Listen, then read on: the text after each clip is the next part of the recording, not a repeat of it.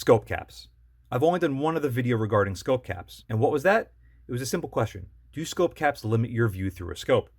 The short of the long, no they do not. All they do is add a little bit of girth to the outside of your scope, and that's about it. To me, that is nowhere near enough of a detriment to pull away from how valuable these things can really be. I figured let me start reviewing scope caps, and starting with my favorite set of all.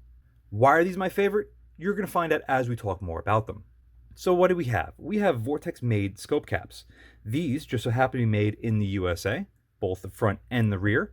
You can buy these on Amazon through the affiliate link in the description below for $40 for the pair or $20 each.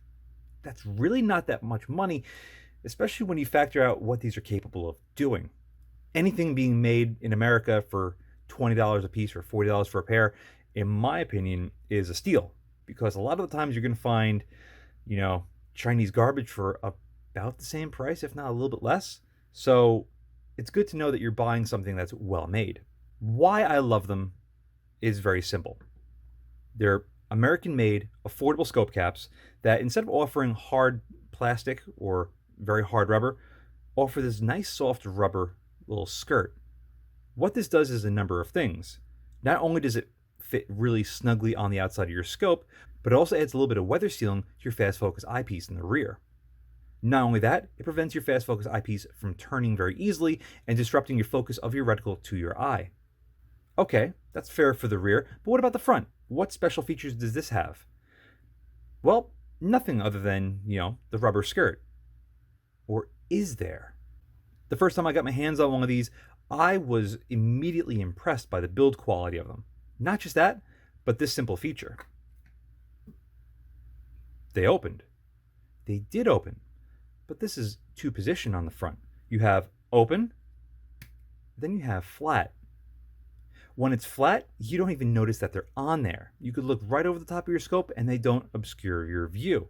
Yeah, you can have them go down like this, and it could go like so against your barrel, but what happens if your barrel gets really hot? Do you really want to damage the plastic? I don't. That's the front. The rear has a little bit more of the same magic. You open it, and it goes perfectly vertical. And you go, why the hell is that vertical? So you could read your dope disc inside. You can use the app and make your own dope disc, or you can cut a piece of construction paper and fill out your own dope disc inside, and boom, you have dope on the fly. Oh, you don't want that in your way? You can push it down to about 60 degrees. Actually, about 60 degrees, or the same party trick that the front one has, completely flat. Not many caps do this, especially for the price. These things are supremely nice, and you don't have to just have these for a Vortex scope. This is my Precision Howa Mini Action in 223. On top of it is a Steiner P4XI 4-16, and this is how they fit on. The front being a 56mm objective, just like you would find on a Gen 2 Razor HD 4.5 to 27, fits on absolutely beautifully. Again, two positions like so. The rear, again, fits on very tight.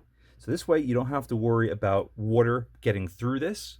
I mean, it could still probably get through, but it definitely is a deterrent for water, moisture, dust, sand, you name it. And once it's on there, it's on there. And again, you have the three positions: up, mostly down, and completely flat. And as you can see, once they're flat, they're completely out of the way.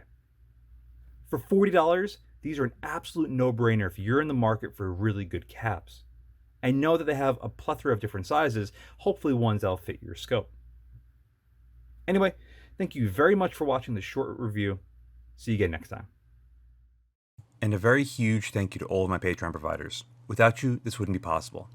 If you'd like to help support the channel but don't want to join my Patreon, I completely understand. But you can still help support by using my affiliate links in the description below. Thanks again for watching.